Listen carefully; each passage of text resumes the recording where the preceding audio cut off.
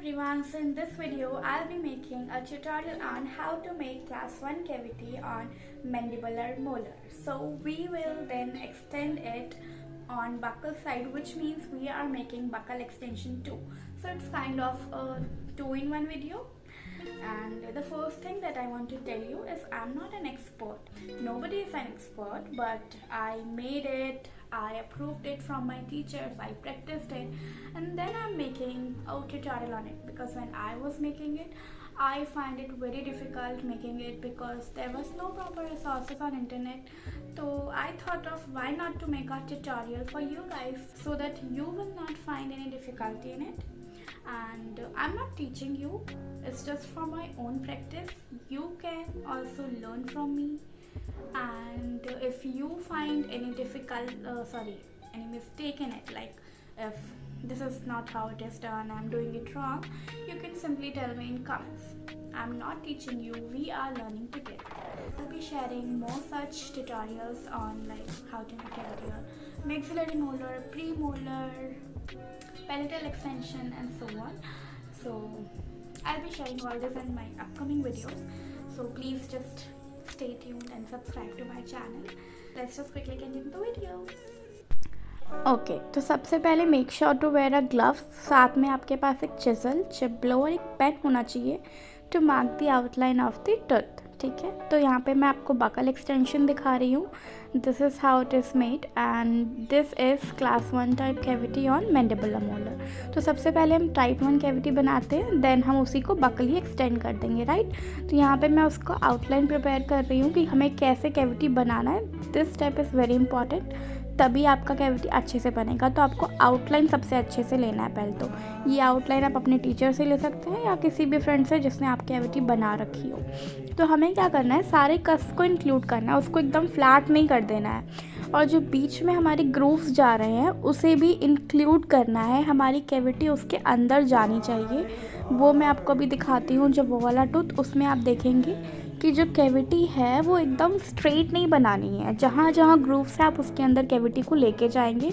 जहाँ पे कस्प है उसको कट नहीं करना है. Okay, like you can see here, देखो यहाँ पे बीच बीच में भी हम कैविटी को अंदर की तरफ लेके जाएंगे. ठीक है, तो जो हमने मार्जिन बनाई है वहाँ से हम इसे कट करना स्टार्ट करेंगे. एंड ये प्रोसेस आपको काफ़ी धीरे धीरे करना है, क्योंकि कहीं से भी अगर आपने हल्का वल्का ज़्यादा कर दिया या कहीं से कम कर दिया तो दिक्कत हो सकती है. देन फिर उसे आप इम्प्रूव नहीं कर सकते हैं. तो make sure to do it very slowly and margin को ध्यान में रखते हुए. तो यहाँ पे आप सारे ग्रूव्स को देखेंगे कहाँ कहाँ पे है, और बीच में उसके कैविटी को लेके जाएंगे. जो कस्प है उसे हमें हल्का हल्का कट करना है, बट उसकी शेप को है हमें एकदम फ्लैट नहीं कर देना है. उसको कट नहीं करना है, हल्का हल्का सा बस करना है, जैसे कि उस हमारी कैविटी में ऑलरेडी बना रखा है. तो आगे का प्रोसेस आप देखते जाइए कैसे मैं यहाँ पे कर रही हूँ. Also make sure to use chip blower साथ ही साथ में, क्योंकि अगर आप उसमें कैविटी बनाते जाएंगे तो आपको क्लियरली दिखना भी चाहिए कि वो आपका जा कहाँ रहा है. तो जैसे ही आप थोड़ा सा उसके अंदर से आप कैविटी बनाएंगे, साथ में ही आप थोड़ा सा चिप ब्लोअर यूज़ करेंगे ताकि वो आपको क्लियरली विजिबल हो कि आपकी कैविटीज़ ठीक से बन रही है नहीं बन रही, क्योंकि ये पॉइंट बहुत ज़रूरी है.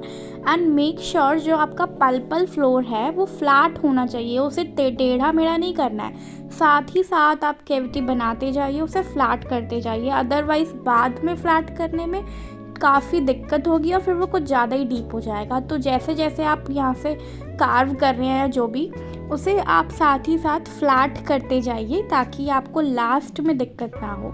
जैसे आप साइड साइड से मैं यहाँ पे कर रही हूँ तो मैं उसको स्ट्रेट करती जा रही हूँ. जहाँ से भी आप उसे कैविटी बना रहे हैं वहाँ से आप थोड़ा थोड़ा फ्लैट करते जाइए नीचे से, ताकि आपका पल्पल फ्लोर एकदम स्मूथ बने.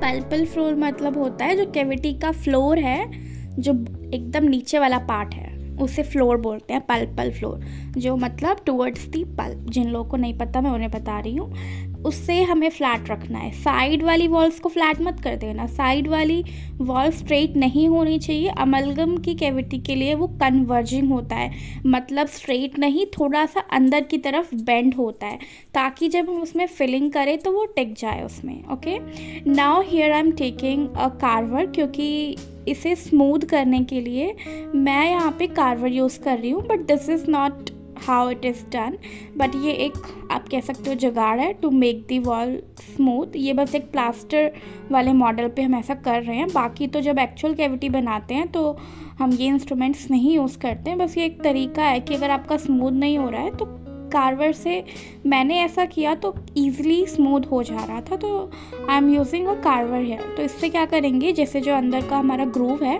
उसे हम स्मूथ करेंगे, जो कस्प है उसे स्मूथ कर लेंगे। लास्ट में करना है जब आपकी पूरी कैविटी बन जाए। और अगर आपका ये काम नहीं कर रहा है तो simply you can use sand paper. और आप देखो ये दोनों एक्चुअल में सेम बनते जा रहे हैं धीरे धीरे। जितना आप इस पे वर्क करेंगे उतना ही बढ़िया कैविटी बनेगा, उतना ही स्मूथ बनेगा।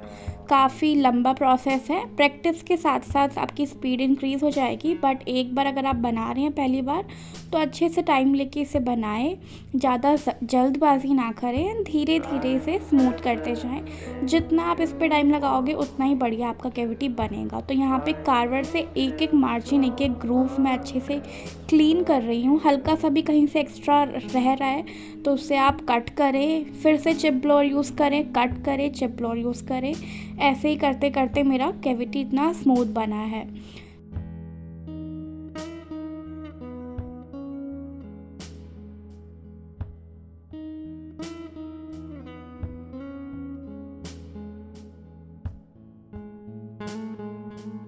अब यहाँ पे ऑलमोस्ट सेम कैविटी प्रिपेयर हो चुका है, बट स्टिल मेरे को फ्लोर अभी भी अनइवन सा लग रहा था। तो मैं सिंपली चिज़ल लेके फ्लोर को फ्लैट करूँगी, क्योंकि ये फ्लोर एकदम फ्लैट होना चाहिए, हल्का सा भी अनइवन नहीं होना चाहिए। जहाँ से भी आपको लगे कि वो एकदम इवन नहीं है, वहाँ से आपको चिज़ल लेना है। एक्स्ट्रा पार्ट को अगेन हम वहाँ से कट कर देंगे।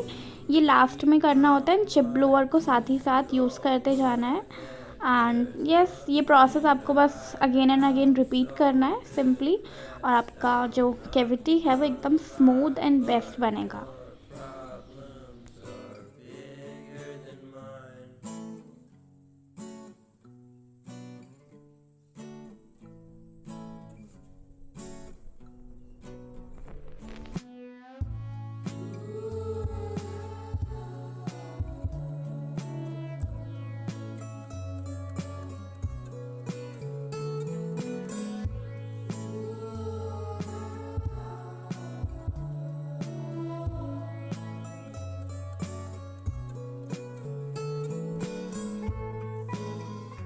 कैविटी पूरा बन जाने के बाद अगर आपको और स्मूथ करना है तो सिंपली एक छोटा सा सैंड पेपर का टुकड़ा लेके सिंपली हम उसे रब कर देंगे, ताकि वो थोड़ा बहुत भी अगर स्मूथ नहीं है तो सिंपली स्मूथ हो जाता है। इससे सबसे ईजीएस्ट तरीका यही है कि आप सैंड पेपर लें और उसे रब कर दें। और finally this is done.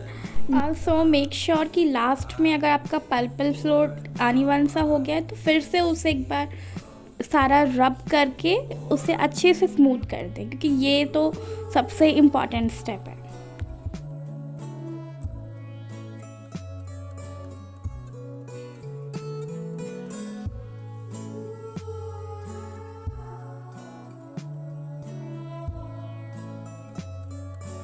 Now this is finally done. अब देख सकते हैं कितनी अच्छी हमारी कैविटी बनी है। Now we will make buccal extension. तो सबसे पहले अगेन हम मार्किंग ले लेंगे। तो ये वाला हमने जो कैविटी बनाया है उसी में हम बकल ही एक्सटेंड कर देंगे। तो सबसे पहले हमें देखना है कि बकल साइड है कौन सी। तो जो सबसे एकदम लार्जेस्ट कस्प है ना, वो हमारा पैलेटल साइड पे है। तो जो उसकी अपोजिट जो साइड है वो हमारी बकल साइड होती है। और यहाँ पे हम ये दो कस्प के बीच में से मार्किंग कर लेंगे एंड वहाँ पे हमें उसे कट कर देना है, वो वाली साइड। जैसे यहाँ पे मैं कट कर रही हूँ। और कितना डीप कट करना है, तो जितना डीप हमारा पल्पल फ्लोर है ना उतना ही डीप हमें वहाँ पे कट कर देना है। अगर आप दूसरा वाला देखेंगे तो वो पूरा उसके बराबर है पल्पल फ्लोर के, तो उतना हमें पूरा पार्ट यहाँ से कट करके निकाल देना है जितना डीप हमारा कैविटी बना है। देखो यहाँ पे मैं आपको बता भी रही हूँ कैसे, वो पूरा एकदम लेवल पे लेके आना है उसके। तो सिंपली जो हमने मार्किंग की है उसे आप कट कर दें, और पहले थोड़ा सा कट करें, क्योंकि बाद में जब आप उसे स्मूथ करेंगे तो वो थोड़ा सा ऑलरेडी वाइड होगा। तो पहले ही वाइड कट कर देने के बाद अगर आप स्मूथ करेंगे तो आपकी कैविटी और वाइड हो जाएगी। तो कुछ भी करने से पहले धीरे धीरे स्टार्ट करें। धीरे धीरे स्टार्ट करेंगे तो अगर आप हल्का हल्का उसे स्मूथ करते जाएंगे तो कैविटी अपने आप ही वाइड बनेगी। तो इसीलिए स्टार्टिंग में ही आपको पूरा कट नहीं कर देना है। जैसे कि अब मैं यहाँ पे डीप कर चुकी हूँ जितना करना था। अब मैं क्या कर रही हूँ, साइड की जो वॉल्स है उसे स्मूथ कर रही हूँ, साथ ही साथ आप चिप ब्लोअर का यूज़ करते रहें। And now you can see ये पूरा उसके फ्लोर के लेवल का आ गया है। तो अब हम इसे अच्छे से साइड वॉल्स स्मूथ कर लेंगे। और आप देख सकते हैं कि कितना वाइड हमें रखना है, जितना चिज़ल वाइड होता है ना उतना ही वाइड रखना है। तो एक बार आप ऐसे चिज़ल डाल के देख लीजिए कि वो उसके अंदर जा रहा है कि नहीं जा रहा है। अगर आपको लगता है कि वो उसके अंदर नहीं जा रहा है तो मतलब अभी हमें उसे और वाइड करने की ज़रूरत है। तो यहाँ पे मैंने वॉल्स को भी स्मूथ कर लिया है। अब जो नीचे वाला बॉक्स बनाते हैं ना उसकी आउटलाइन हमें कर लेनी है और फिर वहाँ पे हम चिज़ल लेके भी मार्किंग कर लेंगे और धीरे धीरे उसे भी कट करना स्टार्ट करेंगे। और हर तरफ से हमें इवनली कट करना है, ऐसा नहीं कहीं से ज़्यादा कहीं से कम, नहीं तो फिर वो अच्छे से नहीं बनेगा।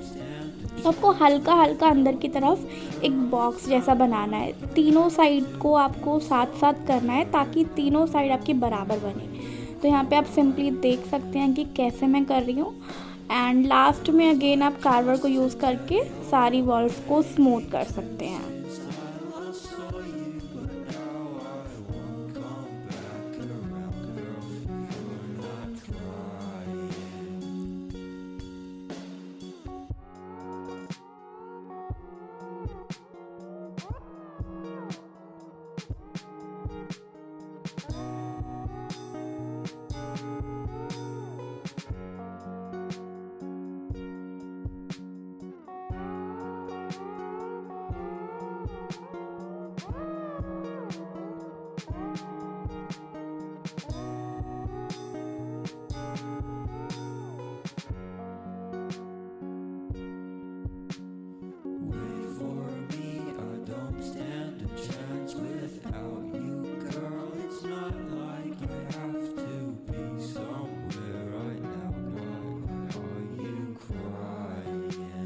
अब यहाँ पे हम देखेंगे जो राइट साइड का वॉल है वो थोड़ा सा अनइवन सा लग रहा है। तो मैं सिंपली क्या करूँगी, वहाँ से उसे कट कर दूँगी क्योंकि ये थोड़ा सा ना हल्का सा नीचे की तरफ ऐसे डाइवर्जिंग होता है, हल्का सा एकदम। तो ऊपर की वॉल कुछ ज़्यादा ही अंदर की तरफ थी तो वहाँ से मैं उसको हल्का हल्का कट करूँगी।